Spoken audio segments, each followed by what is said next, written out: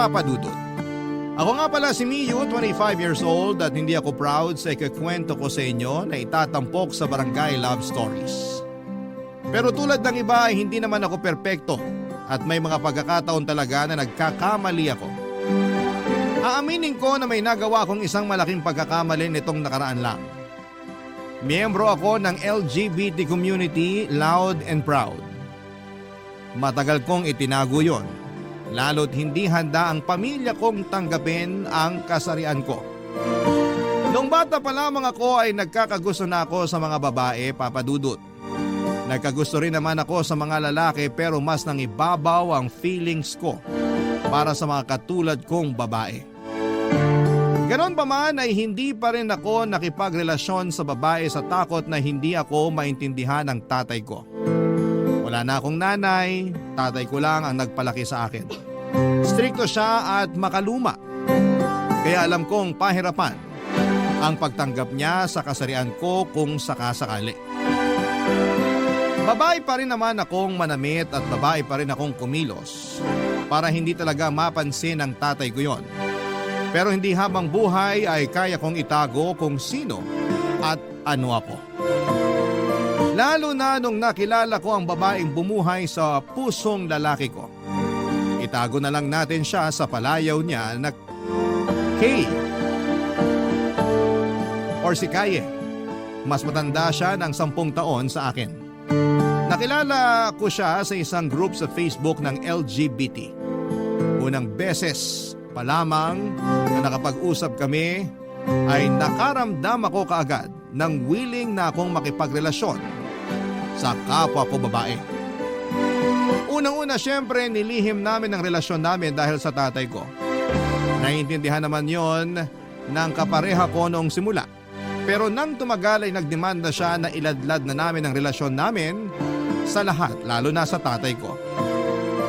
Nagdalawang isip ako dahil doon ay nilayuan niya ako at sa paglayo niya ay naramdaman ko lalo na mahal ko na siya at kailangan ko siyang ipaglaban. Kaya kinausap ko ang tatay ko at naglakas loob akong aminin ang katotohanan. At tulad nga ng inaasahan ay hindi niya ako natanggap, Papa Dudut. Nagtalo kami lalo na nung sinabi niyang kasalanan ang pinili kong kasarian. Naggalit ako. Sa unang pagkakataon ay pinagtanggol ko ang kasarian ko. Yun ang naging dahilan para palayasin ako ni tatay sa bahay. Tinanggap ko naman yon, Papa Dudut, at pinuntahan ang karelasyon ko para sabihin sa kanya ang lahat. Tinanggap niya ako, pabalik sa buhay niya at doon na kami nagsamang dalawa, Papa Dudut.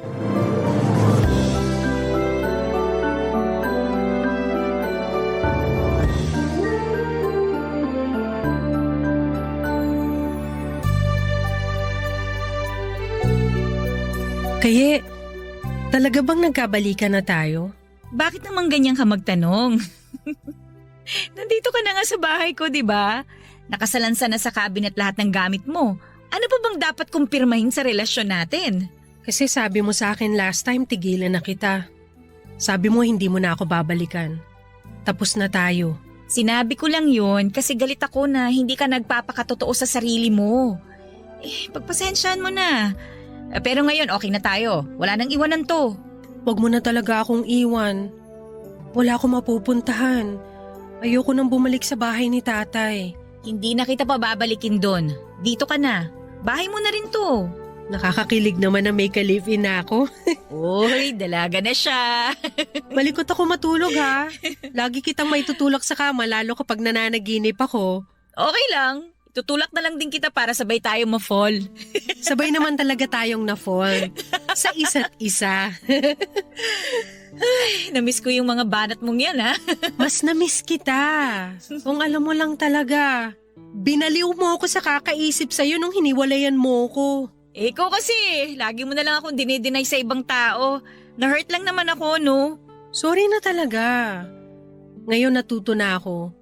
Bukod sa natuto, masaya na rin ako kasi sa wakas, magkasama na ulit tayo. Marami akong plano para sa atin, lalo na ngayon na nagsasama na tayo. Anong mga plano yan? Tuwing day off ko, mag-out of town tayo. Kahit yung ano lang, yung malapit lang para makapasyal naman tayong dalawa. Sabi kasi sa nabasa ko sa Facebook, pampatibay daw ng relasyon yung mga pagta-travel. Pero rurupok wallet natin dyan kung tuwing day off mo nagta-travel tayo. Magaling naman ako mag-budget eh. Alam ko na kung paano pagkakasyahin sa ating dalawa yung gagastusin ko sa travel natin. Gagastusin mo? Hindi ako mag-aambag. Hindi kita papayagang mag-ambag. Akong gagastos sa lahat. Sa ating dalawa, ako yung lalaki eh. Saan naman mapupunta yung sahod ko? Nasa wallet lang. Hindi na sila aalis dun. Ito naisip ko lang naman. Ewan ko kung papayag ka. Ano yun? Paano kung mag-resign ka na lang sa trabaho mo?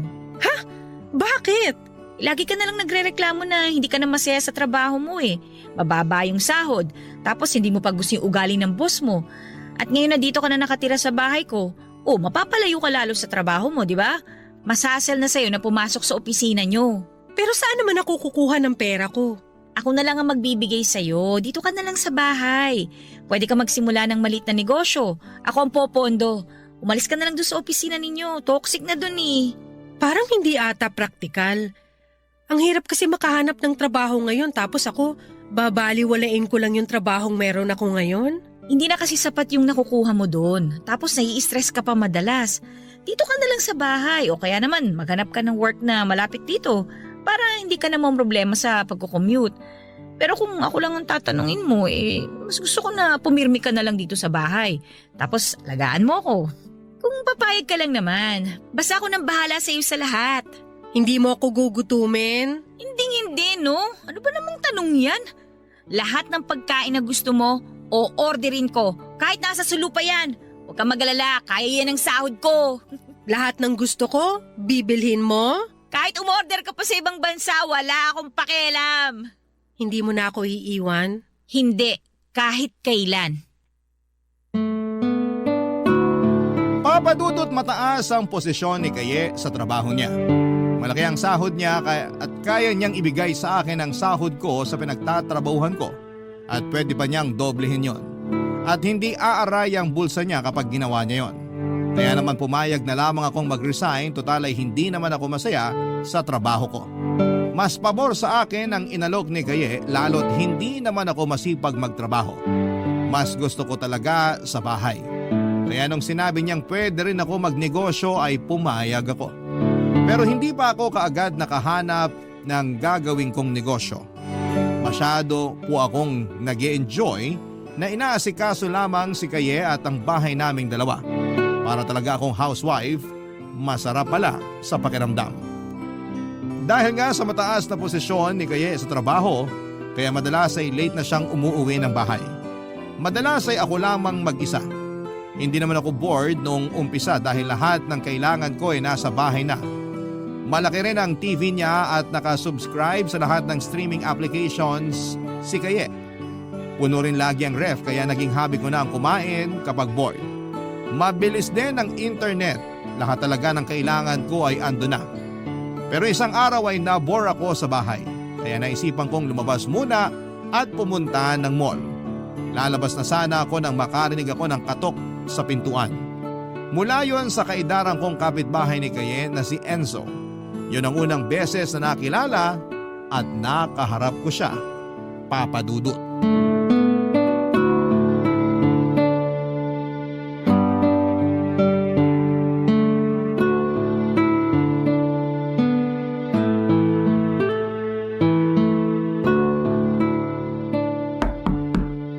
Sino kaya yun? Sandali lang! Ano po yun?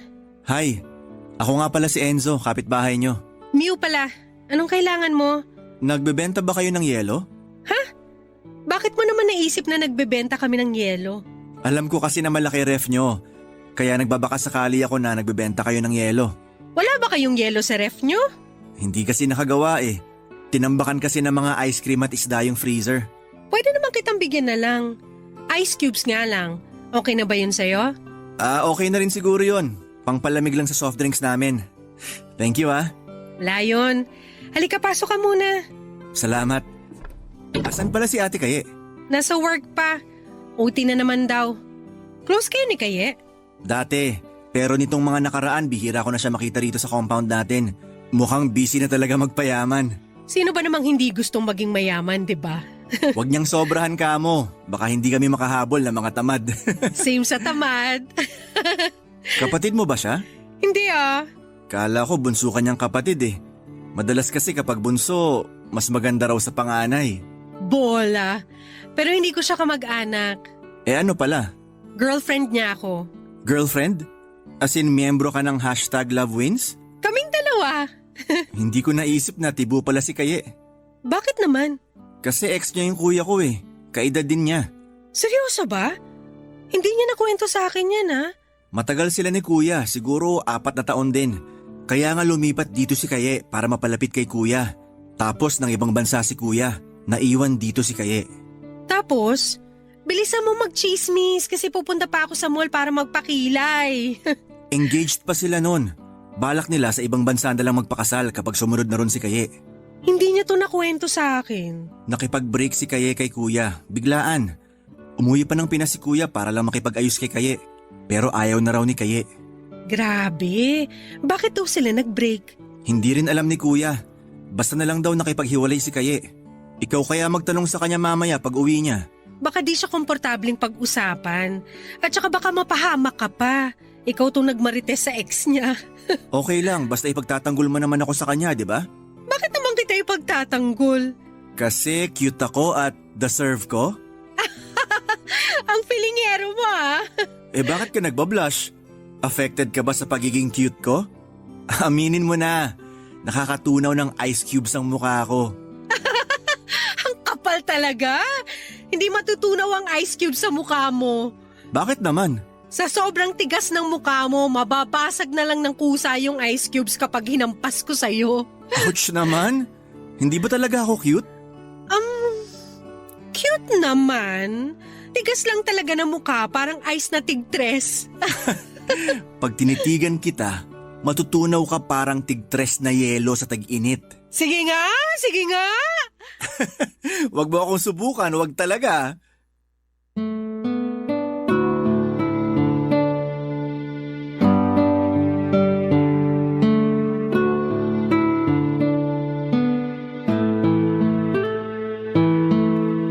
Papadudot, hindi ko alam pero ang smooth lang ng pag-uusap namin ni Enzo na akala mo ay matagal na kaming magkakilala. Hindi ko yon naramdaman sa kahit na sino. Kahit pa mismo kay Kaye. Nung simula nga namin ni Kaye, ang awkward pa kasi at mas matanda siya ng 10 taon sa akin at hindi ko alam kung paano dadalhin ang usapan. Mabuti na lamang at matalino at mapagpasensya si Kaye. Kaya sa huli naging komportable na rin ako sa kanya. Pero iba yung Enzo, ewan ko ba. Para bang may magic yung unang pag-uusap namin. Naputol nga lang dahil kailangan na niyang kunin yung ice cubes kasi hinahanap na siya sa bahay nila. Kinuha ko na lamang ang Facebook account niya para doon na lamang namin ituloy ang nabitin naming usapan o masasabi kong chismisan. Masaya akong binigay niya sa akin ang lahat ng social media accounts niya. Kasama na rin ang cellphone number niya. Hinal ko kaagad at finalo si Enzo sa lahat ng social media accounts niya. Pinalo din niya ako at nakaramdam ako ng kilig at sinikap ko namang itago yon at huwag ipahalata kay Enzo. Ayaw ko namang mag-isip siya ng hindi maganda sa akin, Papa Dudut. Hindi naman kasi siya umaamin ng nararamdaman niya. So bakit kailangan kong aminin sa kanya na crush ko siya? Tuwing wala si Kaye, si Enzo madalas ang nakakausap ko. Hindi na ako nakakapanood ng TV o tumatambay sa ref para maghanap ng pagkain. Hindi ko na rin kailangan lumabas para pumunta ng mall para maaliw. Nasa kabilang bahay lang pala ang susunod na magiging entertainment ko. Yun ay si Enzo. Kapag ako lang sa bahay, pinapupunta ko si Enzo para mas magbanding kaming dalawa, Papa Dudut. Ramdam kong gusto rin niya ako. Pero hindi siya makaabante. Lalo't alam naman niya na taken ako. Nang mga panahong yon, Papa Dudut. Barangay Love Stories. Barangay Love Stories. Hindi nga nagtagal ay umamin na sa akin si Enzo na gusto niya ako, Papa Dudut. Nagalangan daw siya na aminin yon dahil nga sa karelasyon ko si Kaye. Sinabi ko rin sa kanya na gusto ko siya. Kakaibang saya ang naramdaman ko noong sa wakas ay inamin ko na ang totoong nararamdaman ko para sa kanya. Lalo na nung nalaman kong parehas lamang kami ng nararamdaman. Mas lalo tuloy akong na-fall sa kanya, Papa Dudut. Lagi na lang kaming magkausap na dalawa kahit na kasama ko pa si Kaye. Hindi naman nakahalata si Kaye at alam kasi niyang tutok talaga ako sa cellphone ko. Minsan kapag nagtatanong siya ay lagi ko na lamang sinasabi ay nanonood ako sa YouTube ng Barangay Love Stories. Pasensya na kung ginawa ko yung rason ang inyong programa. Pero totoo naman kasing mahilig din akong manood sa YouTube ng channel ninyo. Kasi nakaka-relate na ako. Lalo na doon sa mga kwento ng third party. Mahirap pala pero at the same time ay may thrill. Pinagkakatiwala naman ako ni Kaye at hindi niya ako pinagdududahan na may ginagawang hindi maganda. Lalo na tutok din siya sa trabaho niya kaya hindi rin niya gaanong binigyan ng pansin ang madalas na pagtutok ko sa aking cellphone. Mabuti na lamang at masipag sa trabaho ang girlfriend ko. Kung hindi baka niratrat na ako ng mga tanong dahil sa pagkaabala ko sa cellphone ko. Pero darating din pala ang punto kung saan ay makakahalata na si Kaye. Dahil sa dalas na paghawak ko sa phone ko. Pinansin na rin niya na madalas kong dalhin sa CR ang cellphone ko at nagtatagal ako doon. Isang araw habang nagkakape at pinaplano ni Kaye ang bakasyon namin. Hindi ko napansin na nakatitig na pala siya sa akin habang kausap ko si Enzo sa messenger. Nakailang tawag na pala siya sa pangalan ko pero hindi ko siya pinapansin. Doon na niya ako kinausap tungkol doon, Papa Dudut.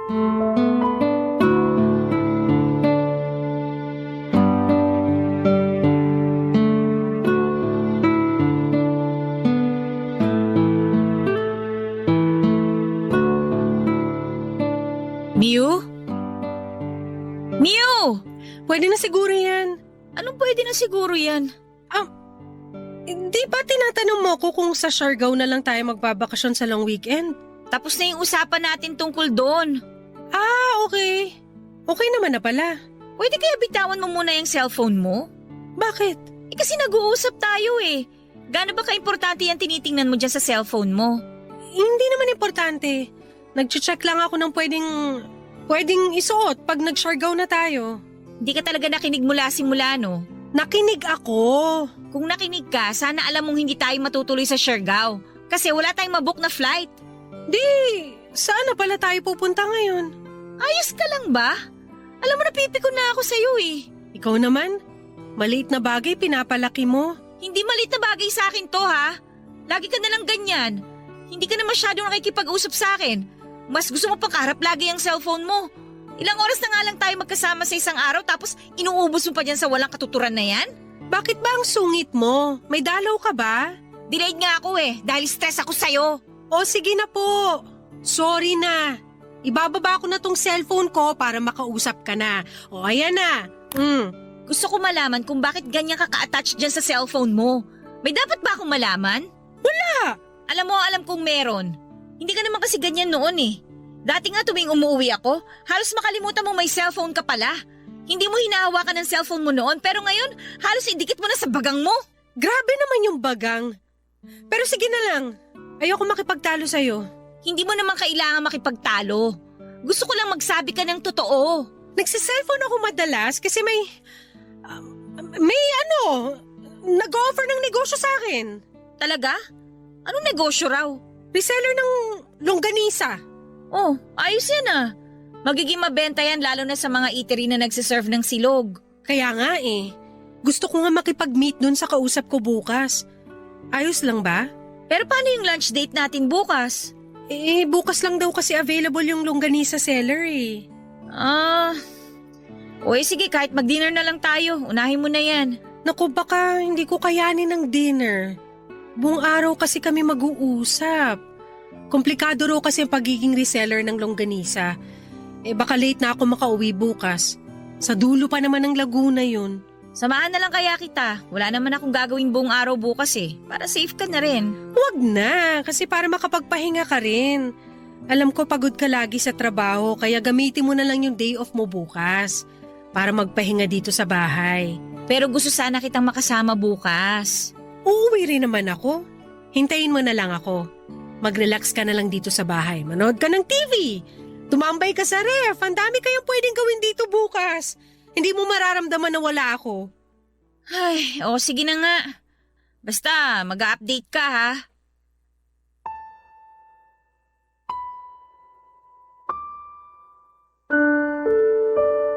Papadudot na wala ang kabako nang maniwala si Kaye na magiging reseller ako ng longganisa. Hindi ko nga alam kung bakit iyon ang unang pumasok sa isipan ko. Natakot na kasi ako sa pagtatanong niya. Mabuti na lamang at hindi na siya masyadong nag-usisa pa. Hinayaan na nga rin niya akong makipag-usap sa inaakala niyang longganisa seller na kikitain ko sa dulo ng Laguna. Natawa ako sa totoo lang. Butit hindi niya napansin yon.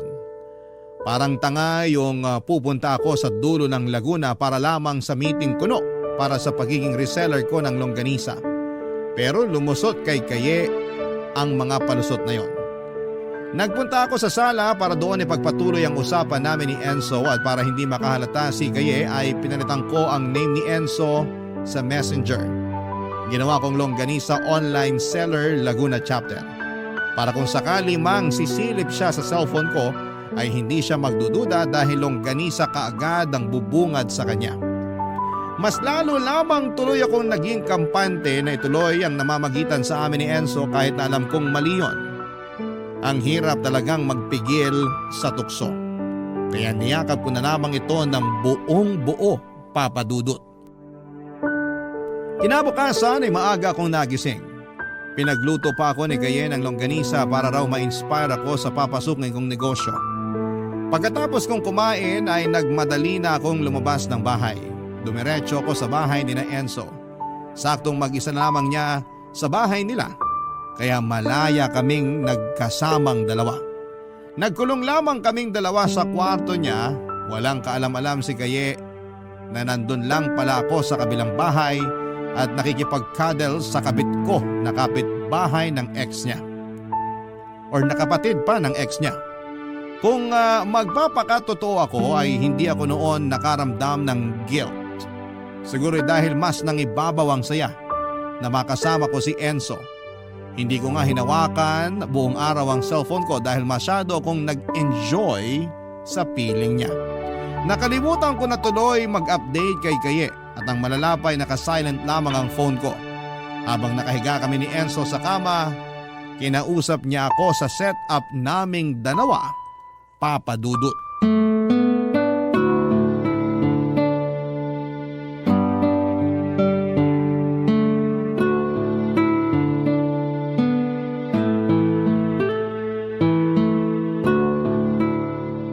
Nag-enjoy ka naman ba?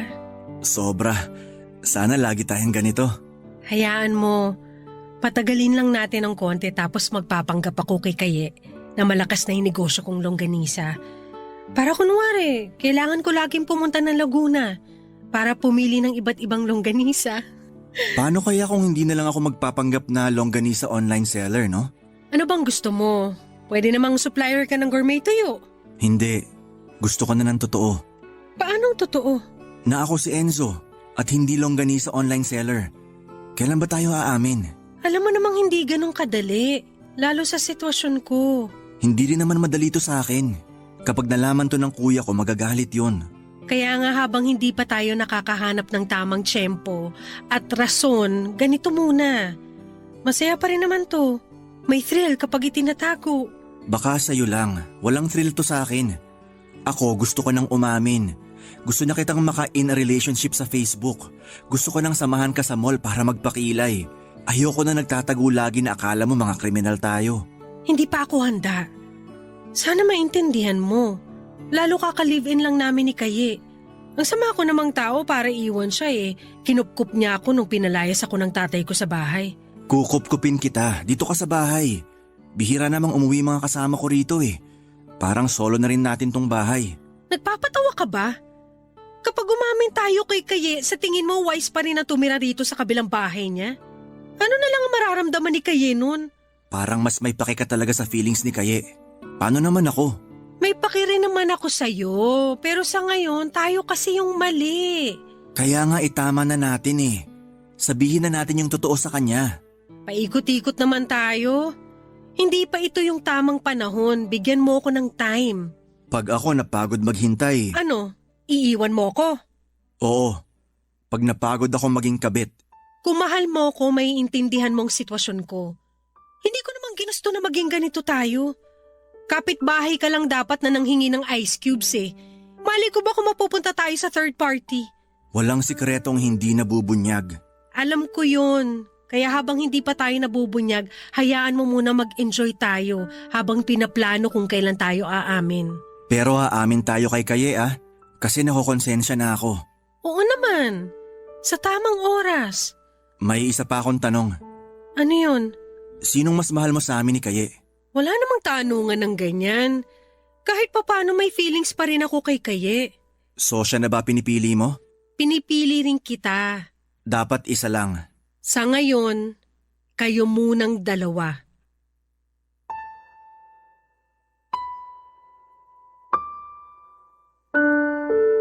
Papadudot na tahimik na si Enzo at halatang nalungkot sa isinagot ko pero ayaw naman niyang magtalo kami. 2 oras na lamang kasi ang natitira para sa amin noong araw na yon. Tapos ay uuwi na ako kay Kaye. Nagyakapan na lamang kami at nakinig sa Spotify ng Barangay Love Stories. Nasaktuhan pa na ang pinakikinggan naming kwento ay tungkol sa mga kabit. Mas lalo lamang natahimik si Enzo. Nagdahilan na lamang ako na kailangan ko nang umuwi para hindi na maging awkward ang lahat para sa amin. Baka mapagmulan pa kasi yon ng away. Hinayaan naman akong umalis ni Enzo at napaagang alis ko sa bahay nila Enzo. Kaya tumambay muna ako sa isang convenience store para magpalipas doon ng oras. Tinapos ko ang pakikinig ng episode sa Barangay Love Stories. Sa dulo ng kwento ay umamin ng letter sender na meron siyang kabit pero hindi siya nakapag-decide kung sino ang pipiliin niya sa bandang huli. Katulad noon ng kwento ko, hirap akong mag-decide sa kung sino nga ba ang pipiliin ko kina Kaye at Enzo. Pareho lamang po na may pero. Hindi ko alam kung saan ako or kung saan ko ilulugar ang puso ko sa kanilang dalawa. May feelings pa rin ako para kay Kaye pero mas nangingibabaw doon ang kagustuhan ko ng masaganang buhay na hindi kayang ibigay sa akin ni Enzo. Mahal ko na rin si Enzo at feeling ko ay mas angat ang nararamdaman ko para kay Enzo kesa kay Kaye. Pero kung magiging practical ako at tatanggapin ko ang nararamdaman ko, hindi ako sigurado kay Enzo. Walang permanenteng pinagkakaitan or pinagkakakitaan itong si Enzo. Lagi lamang siyang pinapasahan ng sideline ng mga kamag-anak niya. Kaya nga madalas, papadudot, ako ang taya sa pagbabayad ng mga pagkain namin tuwing pumupunta ako sa bahay nila. Kung siya ang pipiliin ko at pareho pa kaming walang trabaho, saan pupulutin ang buhay ko? Samantalang kay Kaye ay siguradong sigurado na ako na may magandang buhay na naghihintay sa akin. Pero ano nga ba? At sino nga ba sa dalawa ang dapat kong piliin? Papadudot. Barangay Love Stories. Barangay Love Stories. Sa pagdaan ng mga araw ay nagpatuloy ang namamagitan sa aming dalawa ni Enzo, Papadudot. Hindi na siya muling nangulit pa na piliin ko siya o di kaya ay sabihin na ang totoo kay Kaye. Nakontento na lamang siya sa kalagayan namin na sekreto, yung palaging nagtatago. Masaya na siya sa ganon lalo't yun lang ang paraan para masolo niya ako. Napamahal na kasi sa akin si Enzo. Panay nga ang parinig niya sa Facebook tungkol sa akin at kinakabahan na ako minsan dahil baka kung ano pang magawa niya kapag labis na ang lungkot niya dahil hindi ko siya magawang ipagmalaki sa lahat. Kaya naman sinikap kong iparamdam sa kanya na mahal ko siya at hindi na niya kailangang mangamba. Hindi nga kami nag-aaway na dalawa at iniiwasan namin yon. Kabaliktara naman sa aming dalawa ni Kaye dahil nga sa parang nakakaramdam na siya ng kakaiba. Kaya naman madalas na niya akong binabantayan. Lalo na ang bawat galaw ko. Babae pa rin naman si Kaya at malakas ang pakiramdam kapag may nangyayaring hindi maganda sa pagitan naming dalawa. Ang problema kasi sa akin ay hirap akong itago sa mga galaw ko ang nararamdaman ko. Unti-unti kasi ay nawawala na ako ng feelings kay Kaye. Napalitan yon ng pagkaawa. Hindi ko siya magawang iwan dahil naaawa ko sa kanya at naiisip ko lagi lahat ng sinakripisyo niya. At syempre siya ang gumagastos sa lahat ng pangangailangan ko. Sinubukan ko namang magnegosyo talaga ng longganisa para hindi siya makahalata. Pero hindi yon pumatok. Kaya sinabi ko kay Kaye na titigil na lamang ako sa pagbebenta. Hinayaan naman niya ako at sinuportahan niya pa rin ako. Doon ako mas lalong nakokonsensya, lalo't ginagawa niyang lahat para maintindihan ang kalagayan ko.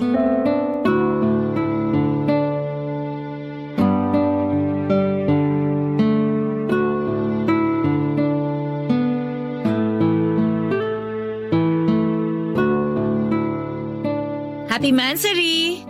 Ha? Nakalimutan mo? Ang alin? Nakalimutan mo na nga, hindi ka pa nakinig. Sorry, may iniisip lang kasi ako. Happy Mansary, sabi ko.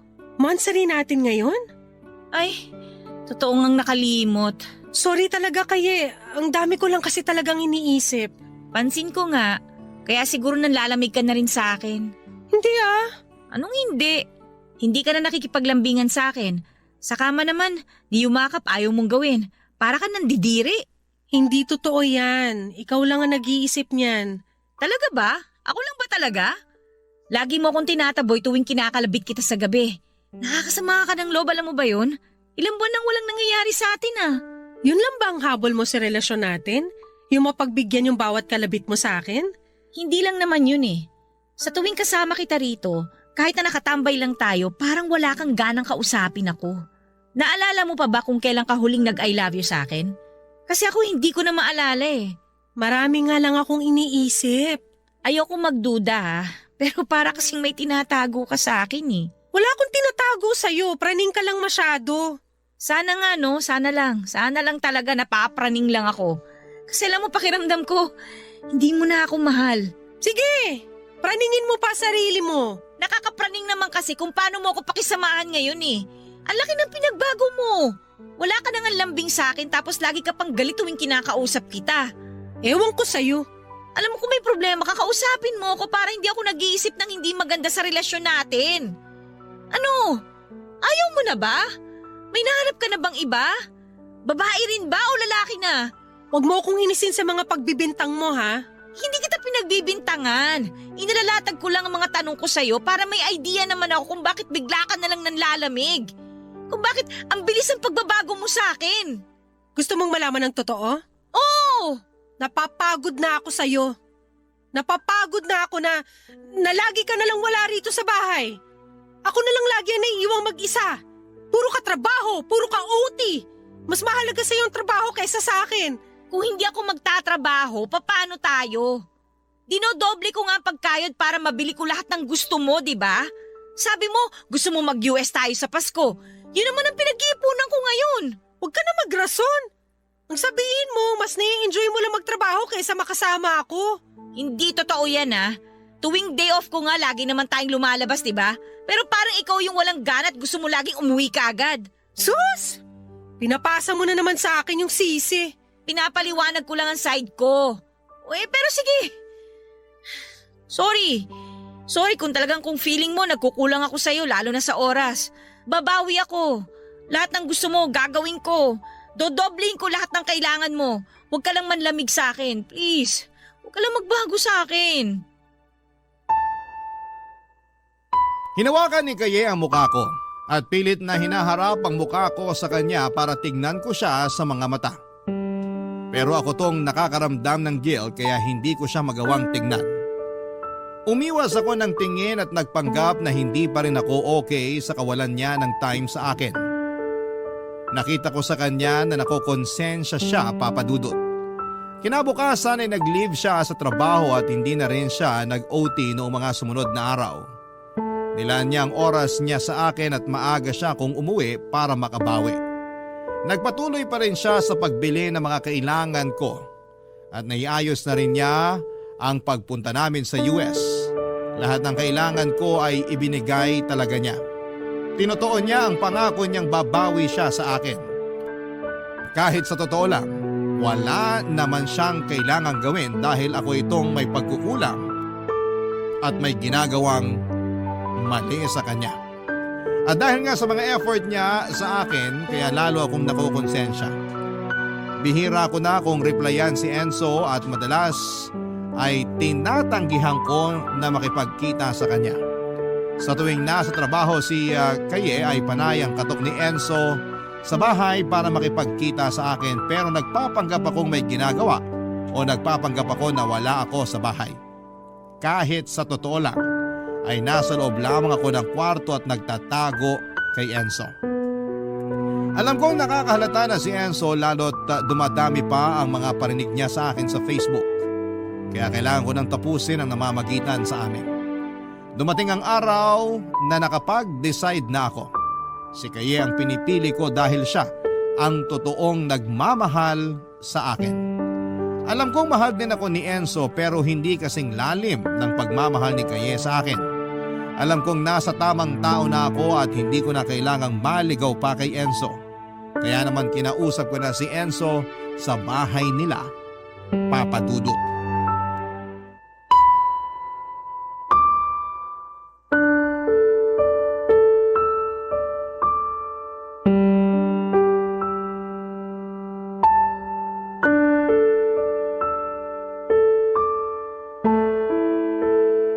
Mabuti naman at nakipagkita ka na.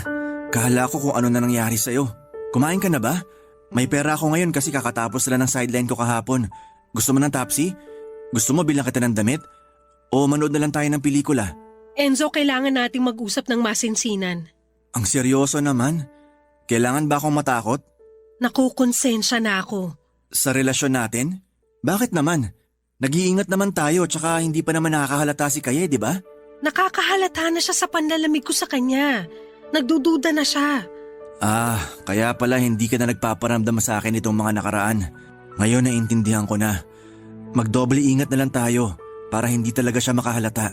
Hindi yan ang solusyon. So tatapusin mo ng relasyon yung dalawa? Huwag mong sabihin… Enzo, tapusin na natin to. Hindi, ayoko. Alam mo namang mali itong ginagawa natin. Alam ko pero hindi pa rin ako papayag. Please naman, makinig ka. Hindi na ako makatulog sa gabi dahil lagi na lang ako nakukonsensya sa ginagawa natin kay Kaye. Nakakapagod na magdahilan sa kanya kapag nararamdaman niyang nagbabago na ako ng pakikitungo. Ikaw naman pala tong mali. Dapat kasi hindi ka nanlalamig. Dapat ganun ka pa rin sa kanya tulad ng dati. Talaga makakahalata siya. Di bale, maaayos pa natin to. Hindi naman natin kailangan sumuko agad. Ako sumusuko na ako. Sinusukuan ko ng relasyon natin. Makinig ka naman sana. Ako ba pinakinggan mo? Akala mo madali sa akin na pumayag na lang sa gusto mo? Na-fall na ako sa'yo. Nang sagad, Miyu. Makakalimutan mo rin ako. Madaling sabihin sa'yo yan kasi kahit bitawan mo ko, merong sasalo sa'yo. Andyan si Kaye. Paano naman ako? Marami pang iba dyan. May makikilala ka pa, higit pa sa akin. Kala mo ganun kadali yun? Bihira akong ma-in love. Malas ko lang talaga na sa'yo pa ako tinamaan. Wala na tayong magagawa. Ayoko na talaga, Enzo. Ganon-ganon na lang yun, no? Matapos mong hayaan na mahulog ang loob ko sa'yo ng tuluyan, makukonsensya ka? Tapos eto bigla mo na lang akong bibitawan? Ang bilis mo namang bumitaw. Pinag-isipan kong mabuti to. Hindi lang to mabilis ang desisyon. Tsaka alam mo naman na si Kaye ang nauna. Siya ang legal. Malamang sa kanya ako dapat mapunta. Siya lang ang pinili mo kasi kaya niyang saluhin lahat ng kailangan mo. Pera lang naman ang mahalaga sa'yo, di ba? Pinaparamdam mo sa akin na mahal mo ko, pero hindi ka makatodo kasi alam mo sa sarili mo na wala kang future sa akin. Totoo yan. Hindi ko i-deny. Masecured ako kay Kaye. Wala naman talaga akong aasahan sa'yo eh. Sabi na talo ako pagdating sa bulsa niya. Ano ba naman kasi yung maliliit na sideline ko kumpara sa kinikita niya sa malaking kumpanya, di ba? I'm sorry pero nakapagdesisyon na talaga ako. Okay. Ayos na tayo? Pwede na rin. Pinapakaba mo ako sa mga sagot mo. Kinakabahan ka? Good yan. Uy, anong pinaplano mo? Mabuti na lang at na-screenshot ko lahat ng malalaswang usapan natin. Na-save ko rin yung sinend mong nakahubad na picture sa akin. Teka, andito rin ata sa cellphone ko lahat ng pictures na kuha ko habang natutulog ka sa kama katabi ako. Mabuti na lang tamad ako mag-delete. Enzo, wala namang ganyanan. Hindi ko naman syempre ikakala to. Lalong hindi ko to ibibigay kay Kaye. Thank you. Thank you.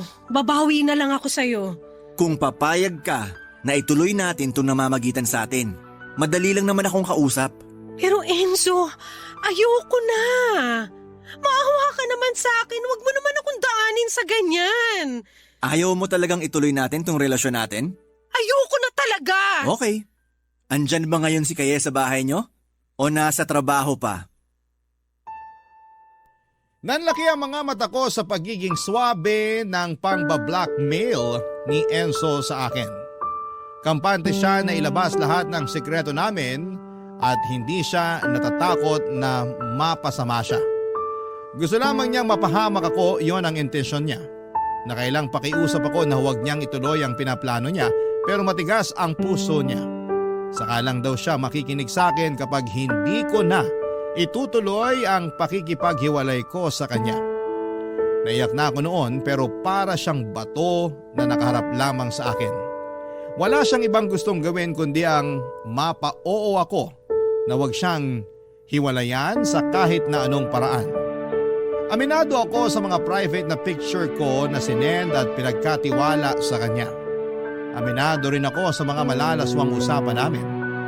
Pero bakit kailangan niyang gamitin yon laban sa akin? Hinintay niyang makasagot ako at sa sobrang takot ay pumayag ako sa gusto niya. Pinilit niyang iyakapin ako. Tumanggi ako pero naggalit siya.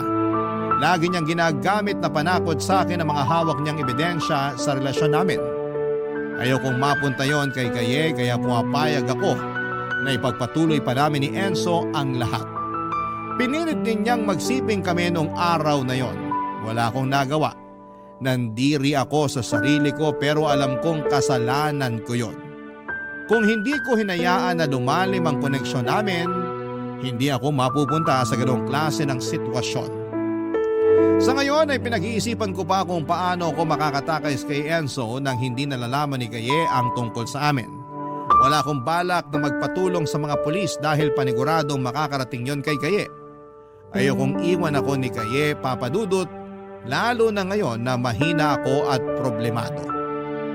Kailangan ko si Kaye sa tabi ko. May maisasuggest ba kayong paraan para makatakas ako sa sitwasyon ko at hindi malaman ni Kaye ang katotohanan? Salamat po sa lahat ng tutulong.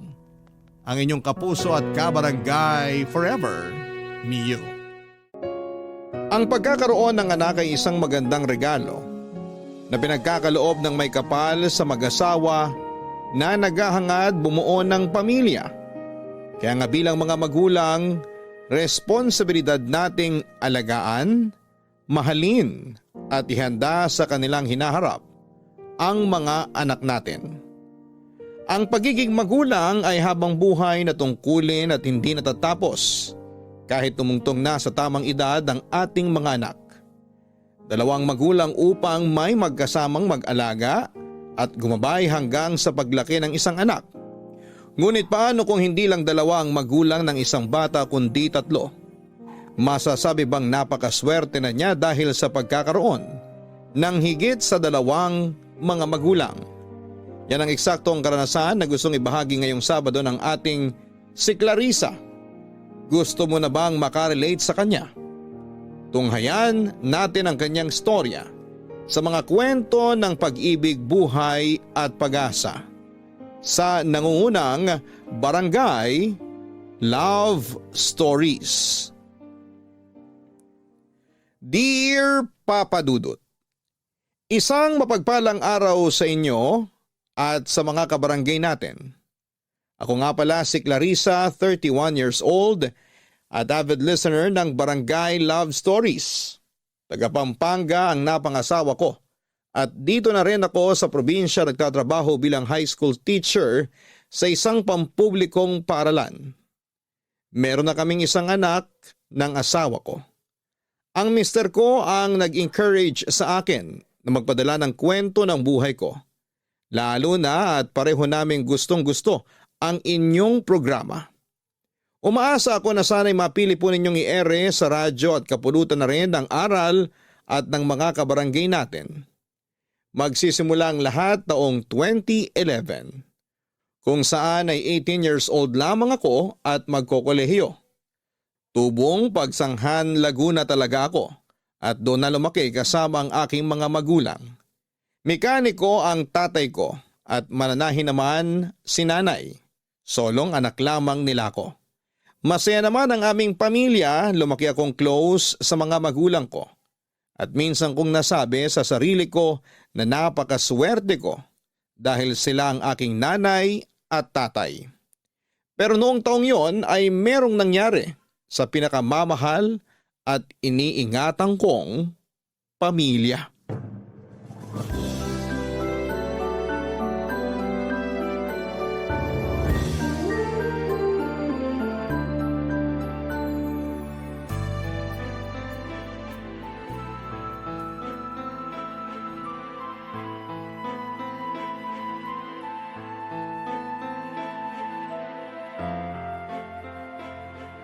Anong sinabi mo? Alam mo kung anong sinabi ko. Hindi ka naman bingi, di ba? Hindi nga, pero seryoso ka ba? Oo, seryosong-seryoso ako na gusto na kitang hiwalayan. Nay, ano po nangyayari dito? O buti nandiyan ka na, anak. Kumusta enrollment mo? Okay naman po, pero bakit po kayo nagsisigawan ni tatay? Doon pa lang po sa labas naririnig ko na kayo. Ito kasing nanay mo. O ako na namang may kasalanan? Hindi naman sa ganun, pero... Ganun na rin yun! Tigilan mo na nga ako sa kakaganyan mo! Pati ba naman sa harap ng anak natin ako pa rin sinisisi mo? Pinagsasabi mo dyan. Hindi naman kita sinisisi. Hindi raw! Ano po ba kasing nangyayari? Bakit po kayo nag-aaway? Yang kasing tatay mo, plano na namang lumabas kasama ang mga barkada niya para makipag-inuman. Tapos nalaman ko na hindi naman pala siya pumasok sa talyer. Kasi maghapong tulog gawa ng kalasingan. Kagagaling ko lang sa patahian. Pagod na pagod ako. Tapos madadatnan ko yung tatay mo na nakabulagta sa sahig. Akala ko na paano alalang-alala ako. Sabi ng lola mo lasing daw. Hindi na niya nabuhat kaya hinayaan na lang sa sahig matulog. Totoo ba yun, tay? Bali ang nangyari kasi... Subukan mo na magsinungaling. Huhugutin ko talaga tila mong lalaki ka. Totoo yun, anak.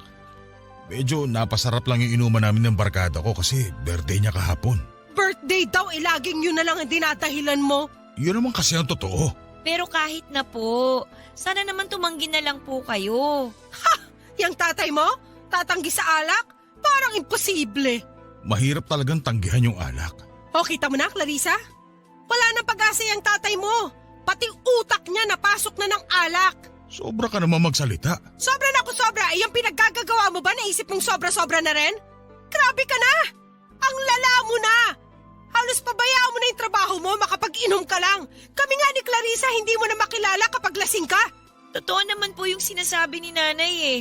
Pinagmumura niyo pa kami. Kulang na lang nga po sakta ninyo eh. Pasensya na kayo. Hindi ko naman sinasadya eh. May alak lang talaga sa sistema ko noong mga oras na yun. Pero alam niyo naman na mahal ko kayo. Mahal daw. Hindi mo na ako maloloko.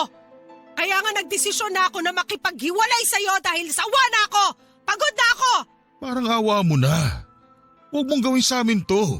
Nay, huwag niyo po kaming iwan. Ewan ko ba pero gusto ko na talaga umalis sa pamamahay na to. Ayoko na makisama sa tatay mong sakit lang sa ulo ko. Pagod na ako. Gusto ko na matahimik. Paano ako? Iiwan niyo rin ba ako? Ganito yan. Ayoko pong maiwan dito. Sasama po ako. Hindi kasi pwede ang bata doon. Nay, hindi na ako bata. Saan po ba kayo pupunta? Sa totoo lang hindi ko pa alam. Magulo pa isip ko. Siguro makikituloy na lang ako sa kaibigan ko. Habang pinag-iisipan ko kung uuwi ako kina nanay sa Iloilo. Pero kulang pa kasi yung pera ko eh. Kaya parang malabo mangyari yung agad-agad. Huwag naman po kayo umalis, Nay. Huwag niyo akong iwan. Pasensya na pero ayoko na talaga. Pagod na ako sa tatay mong walang pinagbago. Nagtiis naman ako eh. Nagtsaga sa bisyo niya pero dumating na ako sa punto kung saan sawang-sawa na ako. Ayoko na magpakasama Nakakatanga! Kaya nga po sasama na lang ako sa inyo. Kulit mo naman eh! Huwag ka na kasing umalis. Maawa ka sa anak natin, oh. Kahit sa kanya ka na lang maawa. Kahit wag na sa akin. Ginamit mo pa talaga yung anak mo para konsensyahin ako? Please naman po, wag na po kayong umalis. Pasensya ka na talaga pero buo na ang desisyon ko. Gusto ko na makipaghiwalay sa tatay mo. Simula sa araw na to, tapos na kami.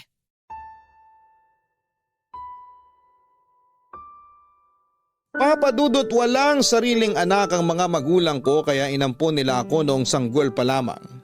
Legal yon at may dokumento, sa katunayan ay dala-dala ko ang apelyido ng tatay ko dahil kasal naman sila ni nanay. Tulad ng sinabi ko ay masaya naman ang pamilyang kinalakhan ko. Nakatira kami sa bahay ng lola ko na nanay ni tatay sa Pagsanhan. Pero akala ko ay mananatiling maayos ang aming pamilya. Pero nagkamali ako. At nagsimula yon noong nalulong sa bisyo ng pag-iinom ng alak ang tatay ko. Noong naghiwalay si nanay at tatay kay nanay, sana ako sasama. Pero iniwan niya ako kay tatay para may kasama raw ito sa buhay. Kaya ang nangyari, si nanay ang umalis sa bahay namin. Iyak ako ng iyak dahil hindi ako sanay na wala ang nanay sa bahay. Pero alam ko rin sa sarili ko na malabo na silang magkabalikan ni tatay dahil si nanay na ang sumuko at nagsawa. Doon ako nagsimulang magtanim ng galit sa tatay ko.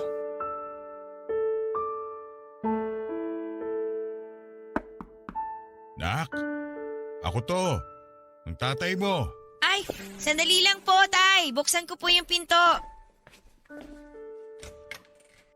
Ano po yun, tay? Busy ka ba? Hindi na po. Katatapos ko lang pong gumawa ng mga assignment namin. Grabe, kapapasukan lang. May assignment na kagad kayo? Opo, nagulat nga po ako pero sige lang. Medyo mahigpit din po kasi yung prof namin. Usap-usapan nga po sa school, nang babagsak daw po siya kapag kulang yung estudyante ng mga assignment at saka activity na pinapagawa niya. Hirap talaga ng kolehiyo. Hindi ko yan naranasan kasi hindi naman ako nakatungtong dyan. Opo, mahirap nga po pero nagsisikap naman po ako. Bakit nga po pala niyo tinanong kung busy ako? May sasabihin sana ako. Pasok na lang po muna kayo dito sa kwarto, tay. Salamat. Dito na ako sa kama mo uupo ha. Sige po. Ano po ba yung sasabihin niyo? Ang totoo, nahihiya ako sa'yo anak. Bakit naman po? Kasi kasalanan ko kaya nasira ang pamilya natin. Kung hindi dahil sa akin nandito pa sana ang nanay mo. Walang ibang dapat sisihin dito, kundi ako. Matanong nga kita, galit ka ba sa akin? Ay. Opo, tay. Hindi naman kita masisisi. Galit din ako sa sarili ko. Huli na nung naisip kong malaking kasalanan yung nagawa ko sa pamilya natin. Pero ano po ba kasing nangyari? Bakit ba kayo nagiinom ng alak? Naimpluwensyahan lang naman ako ng barkada ko. Kilala niyo naman akong hindi umiinom ng alak, hindi ba? Opo. Kaya nga po gulat na gulat ako tsaka takantaka kami ni nanay sa pagbabago nyo. Ako rin. Hindi ko akalain na sasagarin ko yung limitasyon ko. Noong una, sabi ko sa sarili ko, titikim lang ako. Ayos lang naman na paunti-unti, hindi ba? Hanggang sa nasarapan ako. Para akong bumalik sa pagkabinata. Yun bang walang iniisip na ibang tao basta magawa ko lang yung gusto ko. Tapos hinahanap-hanap na ng sistema ko yung alak at di ko na nga napigilan ng sarili ko na uminom at magpakalasing. Kaya lang, doon ko rin nalaman kung sino ako kapag napapasukan ng alak yung sistema ko. Nag-iibang tao ako. Nagiging magagalitin at mainitin ang ulo. Parang hindi ko na kayo kilala ng nanay mo. Pati nga lola mo nasasagot ko na. Tapos nasaktan ko rin ng nanay mo kaya siguro natakot siya sa akin. Nagsawa. At yun, napagod na lang. Naiintindihan ko rin naman po si nanay. Matagal din niya kayong tiniis. Ilang taon din po yung simula nung magbisyo kayo. Pero parang baliwala na lang kami sa inyo. Lalo na si nanay. Kaya yun, nagsawa na lang siya. Tama nga po yung sinabi ng teacher ko nung high school na hindi lang sugal at bawal na gamot ang nakakasira ng buhay at pamilya ng isang tao. Kasama na rin po dun yung alak. Sana lang po talaga nung una pa lang iniwasan nyo na. Ay, kaso nangyari na. Nasagad na sa akin ng nanay mo, kaya iniwan niya na tayo. Kaya nga po nagagalit ako sa inyo. Pero kahit anong gawin ko tatay ko pa rin naman po kayo Malaki po yung utang na loob ko sa inyo ni nanay dahil inampun niyo ako nung maliit pa lang ako. Patawarin mo ako, anak. Masyado akong nadala sa bisyo ko kaya nasira ang pamilya natin. Ngayon, hindi ko na alam ang gagawin ko para makumbinsi bumalik sa bahay natin ang nanay mo. Sana pwede kong ibalik ang nakaraan. Pag nangyari yun, hindi na ako gagawa ng bagay na ikasisira natin. Iiwasan ko na yung alak pati na rin yung mga barkada ko. Pero dahil nga imposible na yun, sa'yo na lang ako babawi. Buti na lang din pinaiwan ka ng nanay mo sa akin. Alam niyo naman po na mas gusto kong sumama kay nanay, di ba? Pero nakinig po ako sa kanya nung sinabi niyang magpaiwan ako dito dahil wala kayong kasama. Alam ko naman na makananay ka talaga. Kaya nga, tuwan-tuwa ako kasi pumayag ka sa sinabi niya na samahan mo ko. Ayoko naman po talaga mamili sa inyo Pareho ko kayong mahal Pero naisip ko rin na baka mas mahirapan ako pag sumama ako kay nanay. Ang sabi niya, hindi pa raw niya sigurado kung saan siya pupunta.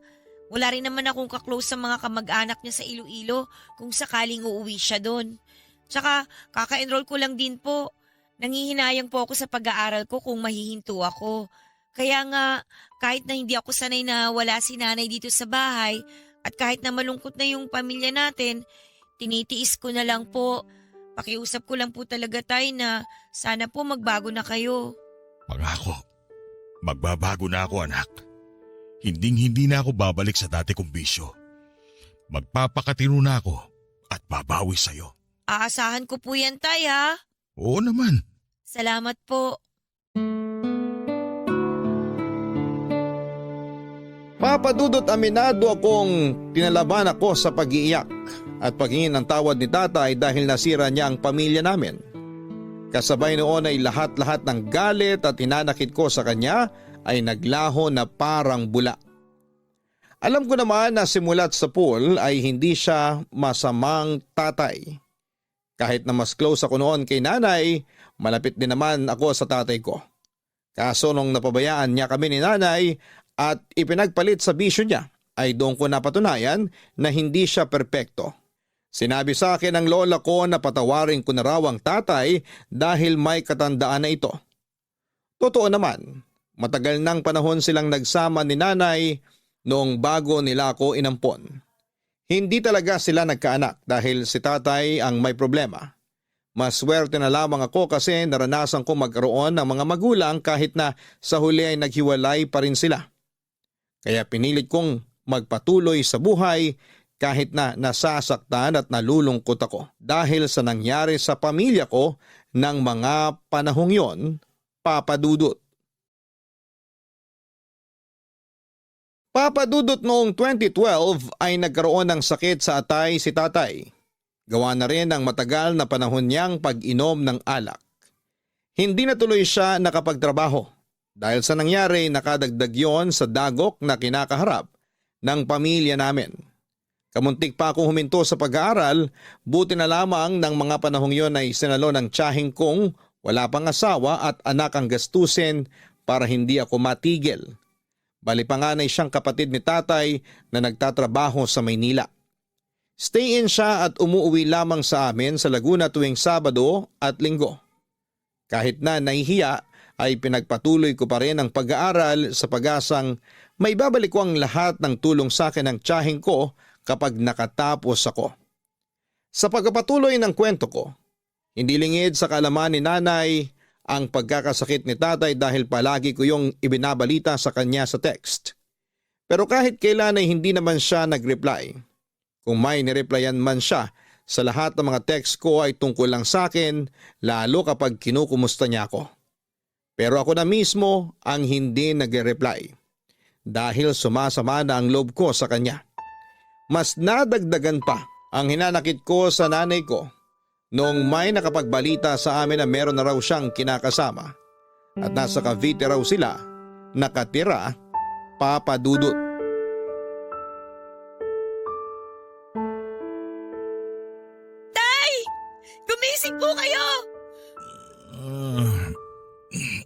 Bakit ba? Gumising kayo sabi! Aray ko naman! Bakit ka ba nangahampas? Nagtanong pa talaga kayo? Kagagaling ko lang sa school, tapos inabutan ko umiiyak si Lola dun sa labas. Ang sabi niya, lasing na naman daw kayo, kaya pinagising ka niya sa akin. Kausapin daw kita. Ay naman, di ba may sakit na kayo? Bawal na sa inyong uminom ng alak. Alam ko naman kaso hindi ko napigilan eh. Hinahanap-harap ng katawan ko. Sakto, malungkot din ako ngayon. Pagbigyan mo na ako. Bakit ko kayo pagbibigyan? May sakit na nga kayo. Ay naman hindi naman kayo nakikinig Siguro nagpapakamatay na kayo, no? Oh, bakit kayo umiiyak? Kasi hindi ka nakikinig sa akin. Nagagalit ka na lang kaagad dyan. Tapos sinisigawan mo pa ako. Tama ba yun? Sinisigawan na lang pala ng mga anak kayo ng tatay nila? Nag-aalala lang po ko sa inyo kaya tumataas yung boses ko. Tsaka paano namang hindi ako nakikinig sa inyo? Sabi ko malungkot ako kaya ako uminom. Hindi mo man lang tinanong kung bakit ako malungkot. Nagalit ka na kagad sa akin. O sige, sabihin ninyo. Bakit po ba kayo malungkot? Kasi pinagpalit na ako ng nanay mo sa iba. Meron na siyang bagong kinakasama. Sino hindi malulungkot doon? Ay naman, wala na po tayong magagawa kung yun yung gusto ni nanay. Ganun na lang yun. Wala na tayong gagawin. Hindi ko naman po alam kung anong pwede nating gawin Naiintindihan ko yung lungkot nyo, pero ano po bang magagawa natin? Ano magagawa ko? Alangan naman pigilan ko siya magkagusto dun sa bago niya. Imposible naman yun, di ba? Alam ko namang imposible. Pero sobra naman yung nanay mo. 1 taon pa lang naman kaming hiwalay. Tapos nakuha niya na ako ipagpalit sa iba. Siguro, matagal na siyang may iba. Hinintay niya lang na maghiwalay kami. Hindi ko na rin po alam kung ano po yung totoo. Kung makapagsalita ka parang mas kinakampihan mo pa yung nanay mo ha. Tay, hindi ko kinakampihan si nanay. Sa totoo lang, hindi ako masaya na meron siyang iba kasi ibig sabihin lang nun, hindi na talaga niya kayo mahal. Umasa pa naman ako na magkakaayos kayo kahit na alam kong imposible nang mangyari yon. Di wala na nga siyang pakialam nung binalita ako sa kanya na nagkasakit kayo di mas lalo na ngayon kasi meron na siyang iba. Yun na nga Kaya nga gusto ko na lang magpakalunod sa alak para… Ay! Pwede ba tumigil na kayo? Bakit ka ba naninigaw? Kasi hindi kayo nakakaintindi. Anong hindi ko naiintindihan? Sige, paintindi mo sa akin. Ipapaalala ko lang sa inyo to, Tay, ha? Nangako kayo sa akin na hindi na kayo babalik sa dati niyong bisyo. Ang sabi niyo pa nga, gusto niyong bumawi sa akin. Naiintindihan ko naman na hindi na kayo makakabawi sa akin kasi nga nagkasakit na kayo. Alam niyo pag nasa school ako, lagi ko kayong iniisip. Hindi na nga ako makapag-concentrate sa lesson namin kasi gusto ko nang umuwi para makita kayo Natatakot ako na baka isang araw mawala na lang kayo sa akin. Pero parang kayo naman yung walang pakialam. Pasensya ka na. Hindi ko alam na ganyan na pala yung pinagdadaanan mo. Akala ko ako lang yung nahihirapan. Pati na rin pala ikaw. Hindi lang naman po ako. Pati sina Lola tsaka si Tia. Pero hindi naman kami nagre-reklamo Dahil mahal namin kayo. Wala kaming ibang gusto kundi gumaling kayo. Kaya dapat alagaan nyo naman mabuti yung sarili nyo. Kaya lang hindi naman ganun yung nangyayari Laging sinasabi sa akin ni Lola na ang hirap yung painumin ng gamot. Tapos kumakain pa kayo ng mga pagkain na bawal sa inyo. Ngayon naman, malalaman ko uminom kayo ng alak. Ano na lang ang mangyayari sa inyo niyan, Tay? Hindi ko na kasi talaga alam yung gagawin ko. Nawawala na ako ng pag-asa na gagaling pa ako sa pesteng sakit na to. Tapos, dinagdagan pa ng nanay mo yung sama ng loob ko. Hayaan niyo na po si nanay. Hindi niya na tayo mahal Pinagpalit na nga niya tayo sa iba, di ba? Sign na yon para tigilan na natin siya. Kung doon siya masaya, di bahala siya sa buhay niya. Hindi ko yata kaya yung sinabi mo. Hindi naman yun ganun kadali. Kaya nyo, pero ayaw nyo lang gawin. Dahil hanggang ngayon iniisip nyo pa rin si nanay. Tapos siya wala nang pakialam sa inyo. Napaka-unfair niya kaya nga galit ako sa kanya Tay, kahit ako na lang po yung gawin yung dahilan para gumaling. Kahit hindi na po si nanay. Total naman hindi niya na tayo mahal Kaya nga, Tay, hayaan na natin siya. Nakikiusap ako sa inyo, Tay. Parang awa niyo na.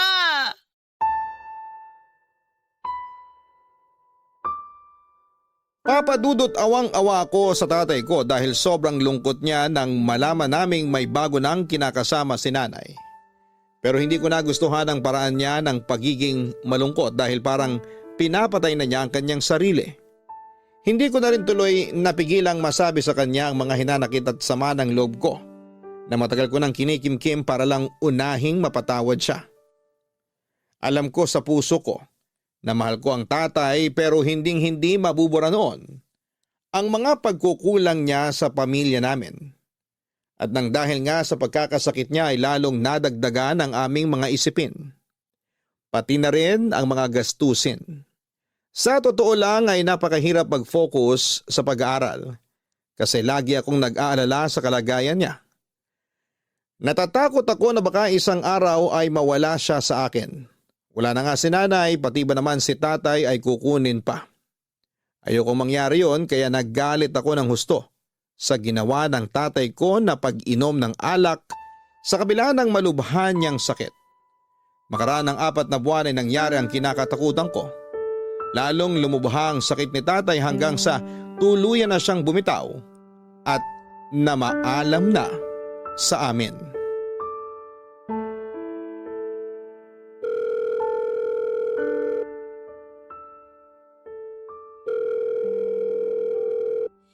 Nay, sige na po. Sagutin niyo na po yung tawag.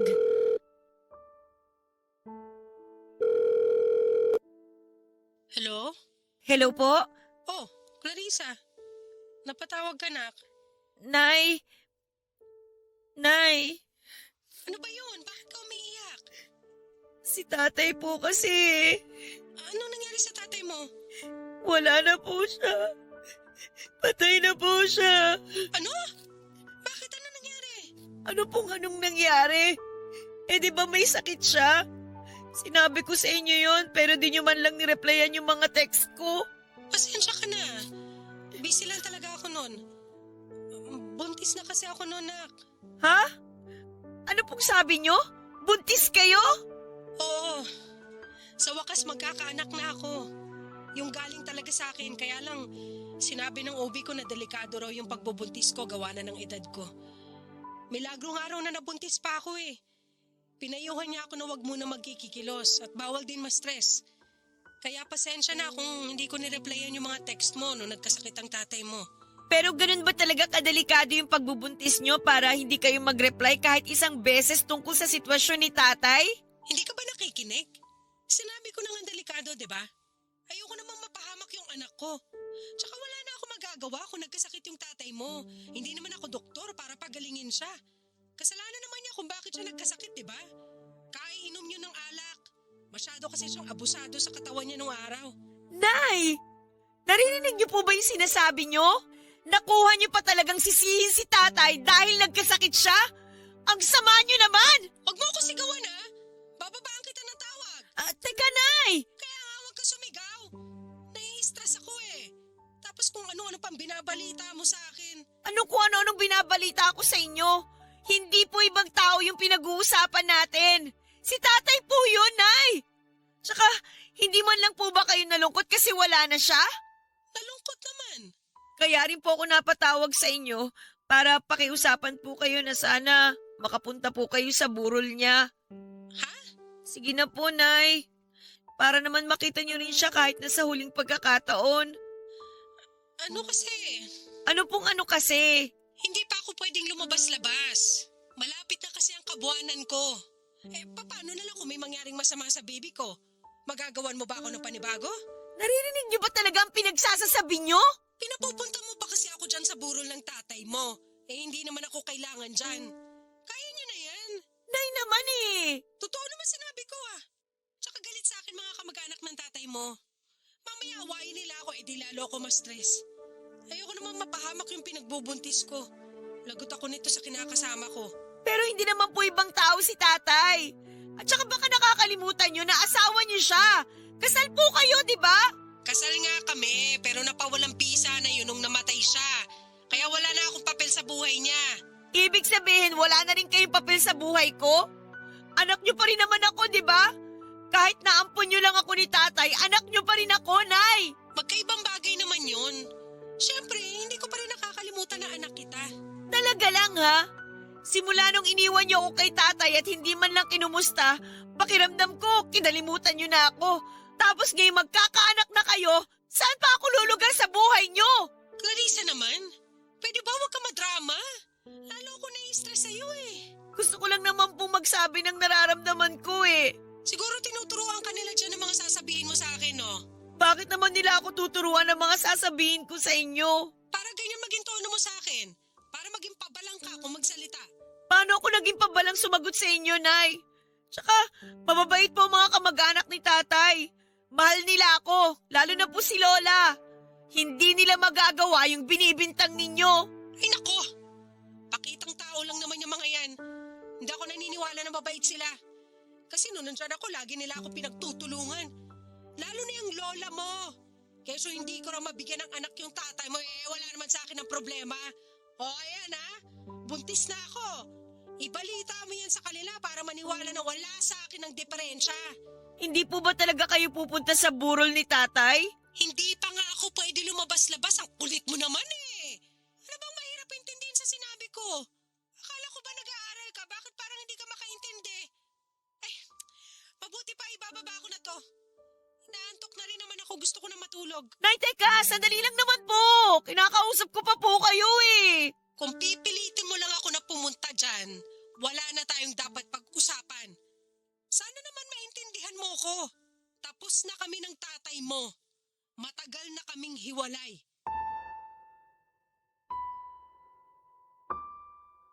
Papadudot ang hirap mawala ng tatay. Lalo na at siya na lamang ang magulang ko ng mga panahong yon. Pero sobrang hirap tanggapin na hindi pumunta ang nanay sa burol ni tatay kahit nasa huling pagkakataon. Hindi rin siya nagpakita nung libing pero umasa pa rin ako na darating siya. Kahit na anong gawin ko ay hindi ko matanggap ang dahilan niya. Sa isip ko ay ayaw niya lang talagang pumunta dahil wala na siyang pakialam sa amin ni tatay. Dahil sa nangyari, lalong nadagdagan ang galit ko sa nanay ko ng mga panahong yon. Marami akong tanong sa kanya, una na doon ay kung paano niya kami nagawang kalimutan ni tatay ng ganong kabilis. Pangalawa ay kung talagang wala na siyang pagmamahal sa tatay ko. Pati ba sa akin ay wala na rin. Kasi nagawa nga niya akong tiisin kahit na nakiusap na ako sa kanya na pumunta sa burol ni tatay para na rin makita ko siya. Ewan ko ba, ramdam ko na mas mahalaga na sa nanay ko ang bago niyang pamilya kesa sa akin na anak niya. Sa huli naisip ko na lamang na sino nga ba ako sa buhay niya. Hindi nga niya ako totoong anak, ampon nga lang naman ako. Papadudot naglakas loob ako na i-add as friend si nanay sa Facebook. Hindi naman natagalan bago niya in-accept ang friend request ko at naging friends kami online. Tapos ay doon ko na nakita lahat ng mga uploaded photo niya kasama ang bago niyang pamilya. Masaya naman ako para sa kanya dahil alam kong matagal na niyang gustong magkaanak. Yung totoong galing sa kanya. Bagay na hindi mabigay ng tatay ko. Pero hindi ko lang mapigilan ang matinding lungkot sa tuwing tinititigan ko ng matagal ang mga larawan nila. Naikukumpara ko kasi yon sa mga pictures namin noong araw kung saan ay buhay pa si tatay at masaya pa ang aming pamilya. Pakiramdam ko, lalong lumiit ang mundo ko ng mga panahong yon. Mas naging aware din ako sa pagiging adopted ko. Kaya para bang wala na akong karapatan na mag-demand ng oras at atensyon sa nanay ko. At kahit na anong adjust ko sa sitwasyon, may mga pagkakataon pa rin na natatalo ako ng aking damdamin. At nangyayari yon sa tuwing stress ako sa pag-aaral dahil merong sabay-sabay na gastusin at bayarin.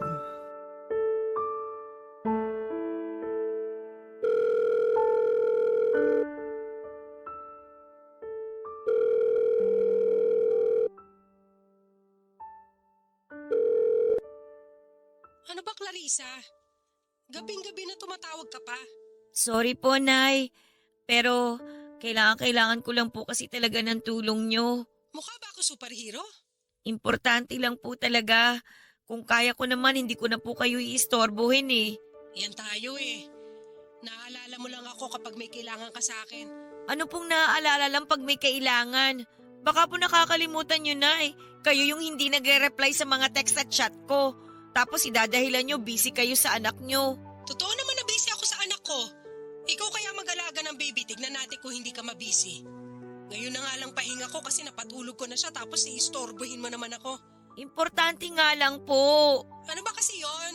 Kanina pa tayo nag-uusap pero hindi mo naman sinasabi yung kailangan mo. Ano po kasi? Ano nga?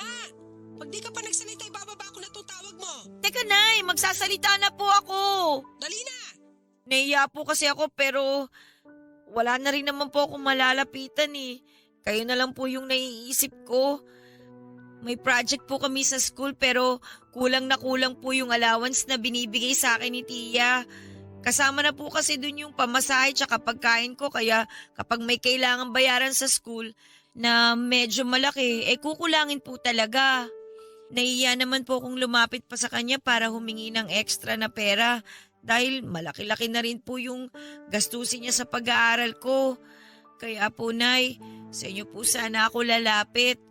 Kahit magkano lang po, kailangan ko lang po talaga. Ano ba naman yan? Sige na po. Walang-wala lang talaga po ako ngayon. Tipid na tipid po kasi talaga yung baon ko. Minsan nga po, hindi na ako kumakain sa break time namin para lang po makapagbayad sa mga bayarin. Pag ganyan, dapat wag ka na mahiya sa tiyahin mo. Total siya naman nagpapaaral sa'yo. Ano pong ibig niyong sabihin? Sa kanya ka manghingi. Alam naman siguro niya na magastos magpaaral. Maraming bayarin sa mga project katulad nga ng sinabi mo. O dapat taas-taasan niya yung bigay niyang alawan sa'yo. Hindi po yung ganong kadali, Nay. Anong hindi ganun kadali Siya na nga umako sa pagpapaaral sa'yo, di ba? Oo nga po, pero hindi naman niya ako responsibilidad eh. Kayo ni tatay yung dapat na nagpapaaral sa akin, pero naghiwalay naman kayo. Siguro kaya niyo ako pinaiwan kay tatay kasi wala naman kayong balak na gampanan ng responsibilidad niyo sa akin bilang nanay. Sobra ka naman magsalita. Yun po kasi yung pinaparamdam niyo sa akin eh. Wala akong maibibigay sa'yo. Wala na akong trabaho ngayon. Gawa ng may anak na akong kailangang alagaan. Kaya dapat dito lang ako sa bahay. Tapos yung kita ng kinakasama ko sakto lang para sa amin. Kaya pasensya ka na. Wala akong maibibigay sa'yo. Nay naman eh. Wala nga, Clarissa. Ni pambili nga ng pampaganda ko, walang-wala ako. Tapos gusto mo pang tulungan kita dyan sa mga gastusin mo sa eskwelahan. Aba, hindi naman yata tama yun. Mas hindi naman po tama yung pabayaan niyo ko. Anak niyo pa rin naman ako eh. Ang tagal-tagal ko pong kinimkim lahat ng sama ng loob ko sa inyo dahil nanay ko pa rin kayo. Pero sobra na po kayo. Akala niyo ba hindi ko nahahalata na marami kayong dahilan pagdating sa akin? Hindi naman ako nagdadahilan. Totoo lahat ng mga sinasabi ko. Hirap sa'yo makitit utak mo eh. Tapos isusumbat mo pa sa akin yung sama ng loob mo. Huwag mo sabihin galit ka sa akin dahil sa pakikipaghiwalay ko sa tatay mo. Sa kanya ba? Hindi ka nagalit? Nagalit din naman po ako kay tatay. Pero pinatawad ko na po siya. Tsaka bumawi naman siya sa akin kahit papano. Pero kayo, simula nung umalis kayo dito sa bahay, hindi ko na naramdaman yung pagiging nanay niyo sa akin. Akala niyo ba madali lang yung bigla akong nawala ng nanay? Pero malaki ka na. Hindi ka nang alagain. Marami pa rin akong hindi alam sa buhay. At kailangan ko pa rin kayo bilang nanay ko. Hindi na nga pwede yun dahil may bago na akong anak. Mas kailangan niya ako kaysa sa'yo kaya pasensya na talaga. Sige, kapag nakaluwag-luwag ako, padadalang kita ng pera. Pero sa ngayon magtiis ka na muna. Pero kung hindi mo na talaga kaya, mas maganda kung huminto ka na sa pag-aaral. Sa totoo lang kasi tayo. Papadudot hindi nangyari na pinadalhan ako ng pera ni nanay. Lumipas na lamang ang ilang araw pero parang sinabi lang niya yun para paasahin ako. Dismayado na ako sa nanay ko dahil wala na talaga siyang pakialam sa akin. Pakiramdam ko ay namamalimos na lamang ako ng atensyon sa kanya ng mga panahong yon. Sa totoo lang ay ayaw ko naman talagang hingin ang tulong niya. nang hindi siya pumunta sa burol ni tatay. Pero hiyang-hiya na ako sa tiyahin ko na nagpapaaral sa akin ng mga panahong yon. Alam naman natin na magastos magkolehiyo at habang tumatagal ay mas doble ang ginagastos ko kaysa sa baon ko na natatanggap ko. Tulad ng sinabi ko ay doon ko rin kinukuha ang pamasahe at pangkain ko kaya kulang na kulang talaga. Pero hindi naman ako nagreklamo. Thankful ako kaya lang ay hindi ko mapigil ang dumaing. At matapos nga kung hindi tulungan ni nanay ay wala na akong nagawa kundi ang mas kayanin ang lahat. Kung paano ako naghigpit ng sinturon para makatipid noon ay mas hinigpitan ko pa lalo. Mabilis na lumipas ang 1 taon at laking gulat ko na lamang nang nagchat sa akin ang kapatid ko. Bali ate ko siya sa biological parents namin. Noong bagong taon kasi ng 2013 ay bigla nila akong pinag-a-add sa Facebook ng iba pa naming kapatid at kamag-anak. Gusto kasi ng tiyahin ko na kapatid ng biological father ko na magkakilala kaming magpipinsan. Sabi ko nga alam kong ampon lamang ako ng kinilalang nanay at tatay ko. Hindi rin naman nila tinago sa akin yon. Kilala rin nila ang tiyo ko na kapatid ng totoo kong tatay. 5 raw kasi kaming magkakapatid na babae at kamamatay lang ng tatay namin noon.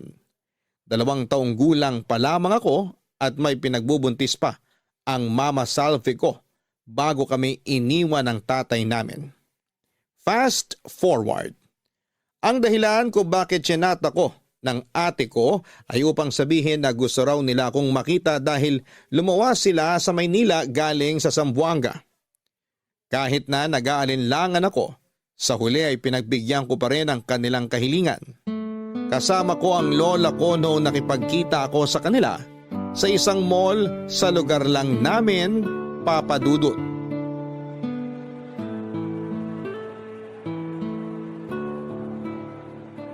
Grabe ang mga pamangkin mo.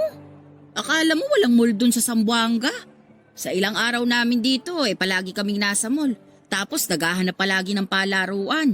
Ganun naman po talaga ang mga bata. Oo nga Sa bagay, mas malalaki talaga ang mall dito sa Maynila kaya sinusulit na rin nila. Ngayon lang sila nakaluwas Maiba tayo, nak. Buti pumayag kang makipagkita sa amin. Naisip niyo po ba na baka hindi ako pumayag? Oo, kasi baka galit ka sa akin dahil pinaampun kita noon. Pero matagal na yun. Maliit ka pa tapos buntis pa ako sa kapatid niyong bunso. Kamamatay lang din ang papa niyo kaya hirap na hirap ako noon. Halos mabaliw ako kasi hindi ko alam kung paano kayo palalakihing magkakapatid. Kaya po ang naisip yung solusyon ipaampon ako? Oo, pero maniwala ka na nung una hindi ako agad pumayag. Siyempre, kayo na lang ang meron ako nung mga panahong yun Pero dahil maliit pa kayo at buntis pa ako, alam ko namang hindi ko kakayanin, kaya pumayag na lang din ako. Inabutan nga ako ng pera ng mga magulang mo pero hindi ko tinanggap. Ano yun? Di parang binenta kita. Sinagot na naman na nila yung pagpapaayos ng papeles para maampong ka ng legal. Ano na po palang nangyari sa inyo matapos niyo po akong ipaampon? Ayun, umuwi kami sa Zamboanga. Sa Navotas kasi kayo pinanganak, maliban sa bunso niyong kapatid. Doon tayo nakatira nung nabubuhay pa ang papa ninyo at pangingisda yung trabaho niya. Kaso, nagkasakit siya at maagang kinuha sa atin. Ako naman walang trabaho noon maliban sa pag-aalaga sa inyo. Kaya walang-wala talaga ako nung namatay yung papa niyo. Ultimong panlibing, wala ako.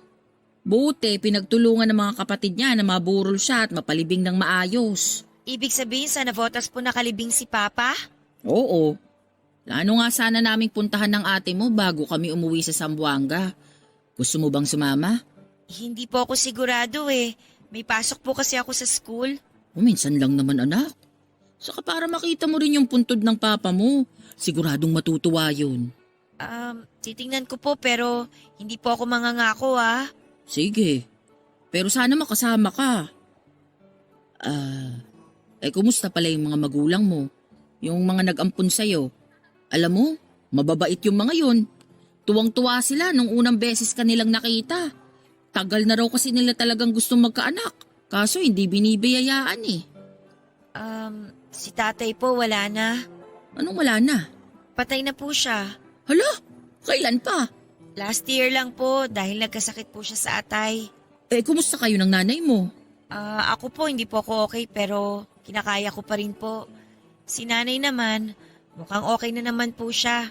Meron na po siyang anak na totoong galing sa kanya at may iba na po siyang kinakasama. Agad-agad? Hiwalay na naman po sila noon ni tatay. Bali nung 2011 pa po. Grabe naman. Bakit hindi ka sumama sa nanay mo? Di ba ganun kadalasan pag naghihiwalay ang mag-aasawa? Sa babae na pupunta yung mga anak? Sa kanya nga po ako dapat sasama. Kaso pinaiwan niya ako kay tatay. Para daw po may kasama siya sa buhay. Matanda na rin po kasi ang tatay ko noon eh. Pero maayos naman ang trato sa'yo ng pamilya ng tatay mo. Maayos naman po. Mababait naman po sila, lalo na po si Lola. Sinong nagpapaaral sa'yo ngayon sa kolehiyo? Si Tia po, bali ate po ni tatay.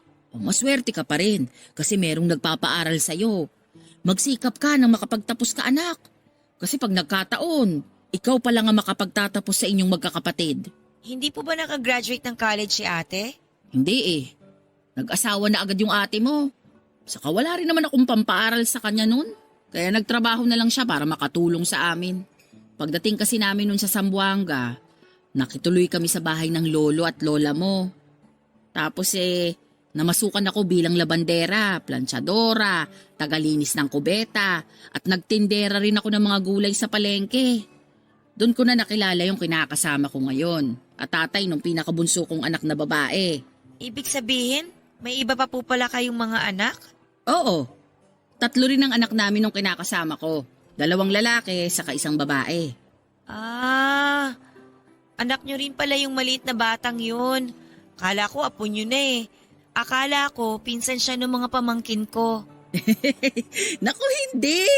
Magkaedad lang sila, pero magtsahin talaga sila. Marami ring napagkakamalang apo ko siya, pero anak ko talaga. Sa bagay, sino bang mag-aakala na magkakaanak pa ulit ako sa edad kong to? Ganun yata kapag madaling mabuntis eh.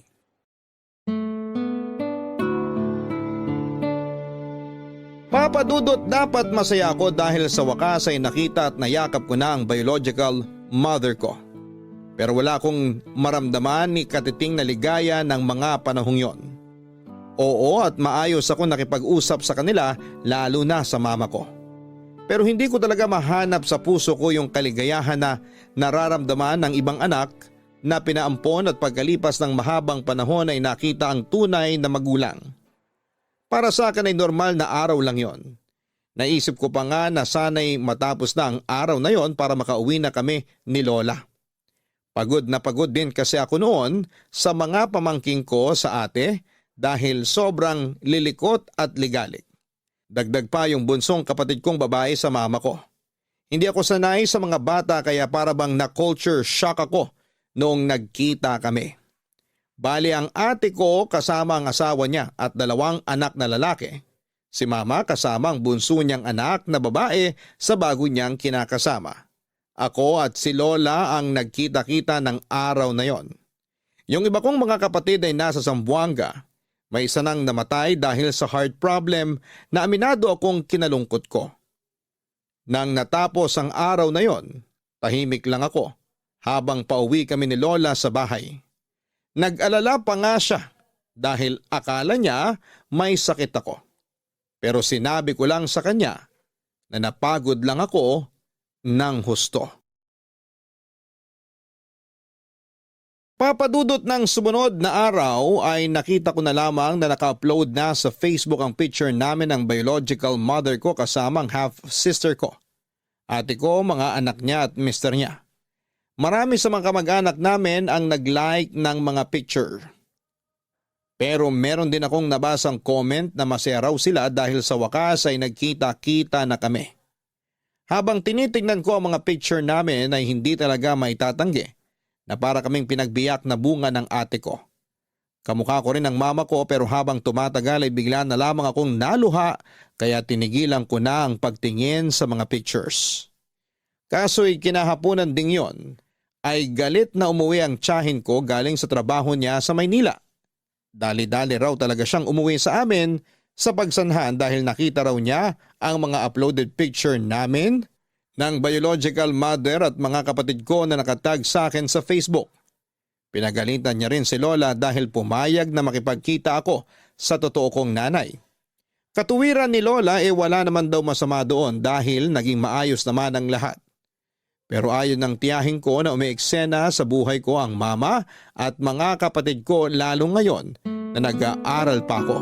Baka raw mawala ako sa focus dahil sa kanila na sa totoo lang ay nangyari ng mga panahong yon, Papa Dudut.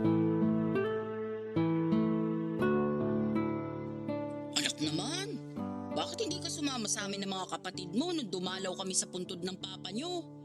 Akala ko pa naman makakasama ka.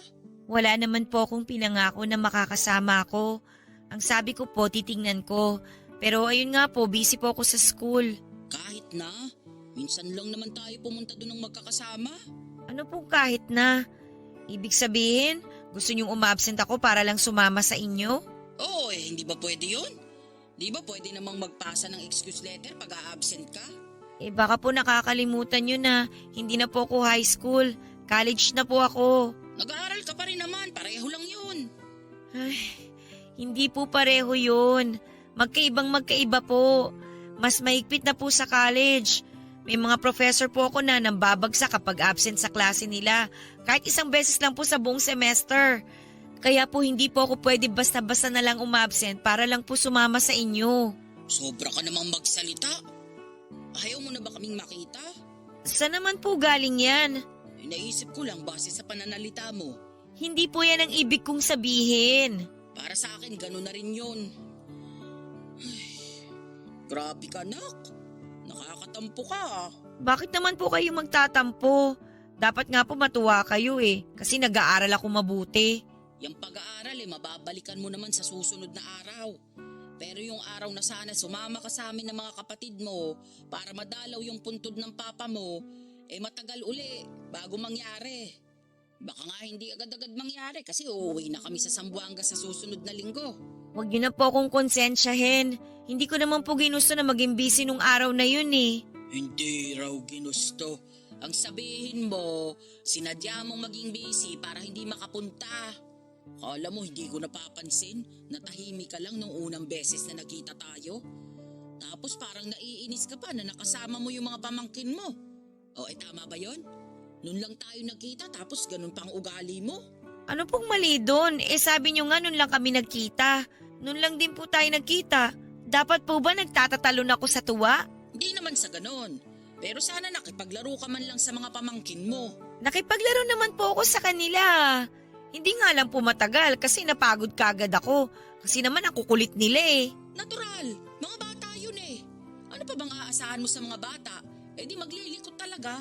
Sorry po pero hindi po talaga ako sanay sa mga bata Sa bagay, lumaki ka nga palang walang kapatid kaya ganyan ang ugali mo. Wala naman po sigurong masama sa ugali ko. Wala naman pero kakaiba lang sa paningin. Hindi lang po siguro ako sanay. Oo, kasi mas sanay ako sa maingay at magulo dahil marami kami at sama-sama ang mga kapatid mo sa bahay. Masaya naman yung ganon. Masaya rin naman po ako kahit na ako lang po mag-isa sa bahay nila Lola. Siguro sanayan lang po talaga. Pero hindi po ibig sabihin nun masama na po yung ugali ko. Hindi ko naman po kayo binastos nung nagkita tayo, di ba? Hindi lang po talaga ako sanay sa ganon. Kala ko kasi kayo lang ni ate yung makikita ko. Pero nagulat na lang po ako kasi ang dami nyo pala. Nangyari na yon, wala na tayong magagawa. Sana lang sa susunod na yayain ka namin na makipagkita. Pumayag ka naman. Huwag mo na kaming pahirapan. Hindi ko naman po kayo pinahihirapan. Sa totoo lang, ako nga po yung pinahihirapan nyo Paano ka naman namin pinahihirapan? Ay, wala po. Huwag yun na pong intindihin yon. Sabihin mo na sa nanay, ano ba yon?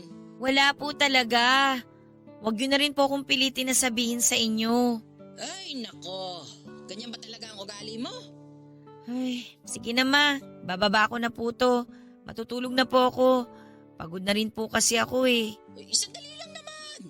Maaga pa Gabi na po sa akin ng 10 p.m.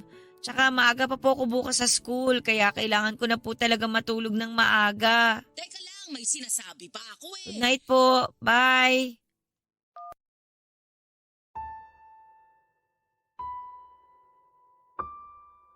Papadudot, alam ko naman na gusto lang sulitin ng mama ko ang mga panahon na nasa Maynila sila. Kaya gusto nila akong makita palagi. Pero dahil nga busy ako sa school at ayaw ng tiyahing ko na makipagkita ako sa kanila, ako na ang naipit. Masyado pa naman silang demanding kapag gusto nilang makipagkita ako sa kanila. As in, ura-urada. Nambibigla sila kaya wala na akong choice. Halimbawa noon ay sasabihin na lang nila na nandun na sila sa mall na malapit sa amin at kokonsensyahin nila ako na siputin sila dahil sayang naman daw ang pinamasahe nila. Sa totoo lang, lalo akong na-pressure ng mga panahong yon, hindi lang sa pag-aaral kundi sa sarili kong pamilya. Doon ko na na-realize na tama ang tiyahing ko dahil ginulo lamang nila ako. Hindi naman ako galit sa kanila pero feeling ko wrong timing ang pagkikita namin ng mga panahong yon. Dagdagan pa ng nanay ko na nagsimulang mag-message sa akin sa Messenger dahil galit daw siya na nakipagkita ako sa biological mother ko samantalang hindi ko man lang siya magawang kumustahin. Guilty ako doon dahil nilimitahan ko na ang pagme-message sa kanya kasi wala rin naman akong napapala. Hindi ko na alam ang gagawin ko ng mga panahong yon. Para na akong masisiraan ng ulo. Sobrang hirap na ang kalooban ko dahil hindi ko alam kung sino ang susundin at uunahin sa kanilang lahat. Dagdagan pa noong pag-aaral ko na napakaraming gastusin at bayarin tapos ay wala pa akong malapitan, papadudot.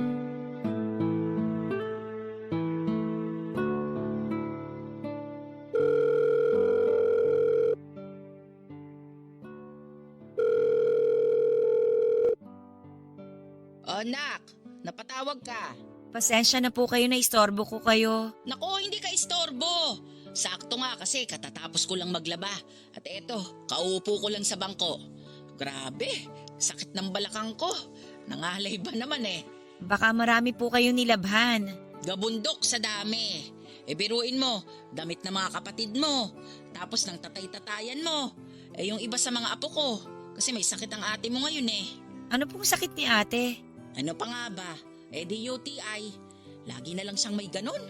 Ewan ko ba dun sa ate mong yun? Parang hindi na gumagaling. Nagpa-check up na po ba siya? Oo, pero parang matagal na nung nagpa-check up siya. Hindi pa naulit kasi nagipit silang mag-asawa ngayon. Ilang araw na rin yung sakit niya. Yung asawa kasi niya, nadisgrasya sa motor. Tapos daming galos ng bayaw mo. Kawawa naman. Pati yung kasama niya. Tapos mga anak nila may ubot sipon. Ay, pamilyang may sakit.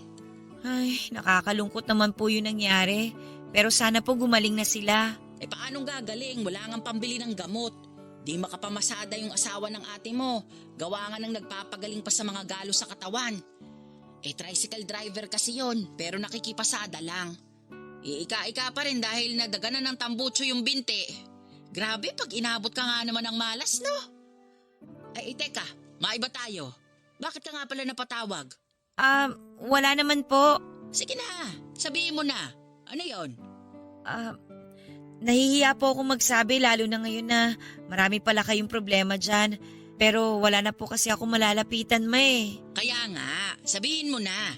Ano ba yon? Pwede po ba akong humingi ng tulong sa inyo tungkol sa bayarin ko? Ha? Bayarin? Saan? Sa school po. May ambagan kasi kami para sa gagawin naming activity.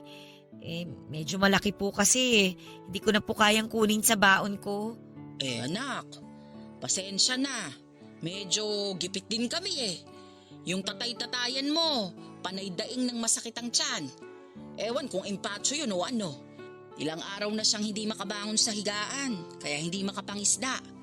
Yung bunso mo namang kapatid, ang maliit na bata na sinama ko dyan, ayun, nahawaan ng ubot sipon ng mga anak ng ate mo. Kaninang umaga nga't sinisinat Namumroblema ako kung saan ako kukuha ng pambili ng gamot. Ganun po ba? Oo Kaya pasensya ka na kasi wala akong maibibigay. Okay lang po, ma. Sinubukan ko lang naman po. Ba't di ka nalang manghingi dyan sa tiyahin mo na nagpapaaral sa'yo? Nahihiya na po kasi ako sa kanya Ang dami na po niyang gastos sa akin. Magastos talaga ang kolehiyo. Pero mabuti na rin na nandiyan ka. Kasi kung nasa akin ka, hindi naman kita kayang pag-aralin Baka matulad ka lang sa ate mo. Kung hindi nagtatrabaho, baka nakapangasawa ng maaga. Hindi niyo po ba man lang ako pagsisikapan na igapang yung pag-aaral namin kahit mahirap? Ha? Ano bang klaseng tanong yan? Ano lang po, naisip ko lang naman. Kasi parang ang unfair po ninyo eh. Aanak-anak kayo ng marami tapos ipapaampon nyo kasi hindi nyo kayang buhayin. Abay, hindi ko namang ginusto na dumami kayo. Yung tatay niyo ang mahilig at laging mainit sa kama kaya lagi akong buntis. Kung ako lang, tama na yung 1 hanggang 2 anak dahil mahirap ang buhay. Tapos namatay pa siya ng maaga. O edi wala na akong katuwang. Kawawa naman ako. Alam mo ikaw, hindi ka dapat nagsasalita ng ganyan sa akin na nanay mo. Wala kang alam sa hirap na pinagdaanan ko noong araw. Wala rin naman po kayong alam sa hirap na pinagdaanan ko eh. Ba't sumasagot ka pa talaga? Lagi na lang hirap niyo yung mahalaga. Paano naman yung hirap ko? Hindi rin madali yung buhay ko lalo na ngayong wala na si tatay. Tsaka may iba ng pamilya si nanay. Tapos bumalik nga kayo sa buhay ko. Pero parang hindi ko rin naman nararamdaman na may mama ako. Naririnig mo ba yung mga pinagsasabi mong bata ka? Opo, naririnig ko naman ng malinaw. At matagal ko na rin tong kinikimkim. Sa totoo lang, inggit na inggit ako sa mga kaklase ko eh. Kasi kahit hindi sila mayaman, meron silang mababait at masisipag na magulang. Meron din naman ako 2 pa nga nanay ko eh, di ba? Kayo tsaka yung umampun sa akin. Pero parang pareho naman kayong wala namang pakialam sa akin. Hindi ko maramdaman na sinusuportahan niyo ako tsaka tinutulungan niyo ako. Tapos lagi pa kayo nagagalit sa akin kapag hindi ko kayo nakukumusta. Ako ba kinumusta niyo? Tinanong niyo ba kung ayos lang ako? Kung kaya ko pa ba? Hindi naman, di ba? Nakakasama kayo ng loob. Hirap niyo lang ang mahalaga sa inyo. Wala talaga kayong pakialam sa mga pinagdadaanan ko. Papadudot, pinatayan ko na ng tawag si mama ng panahong yon. Inoff ko rin ang cellphone ko pagkatapos ay tahimik akong umiyak habang nakasubsob ang mukha ko sa aking unan. Sobrang bigat kasi ng nararamdaman ko ng mga panahong yon at tanging pag-iyak na lang ang kaya kong gawin.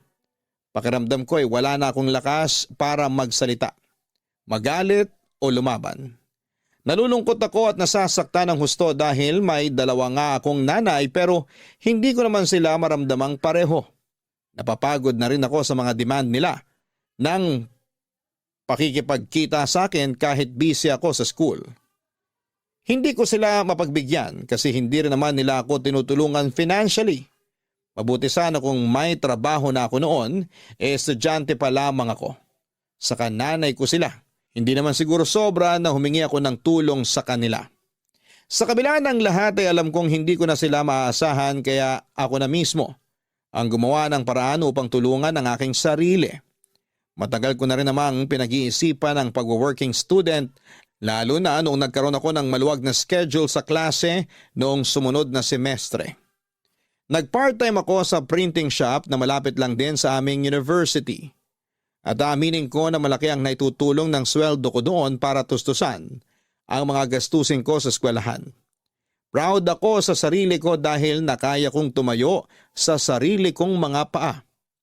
Hindi nagtagal, nakagraduate ako at natupad ko ang pangarap kong maging teacher.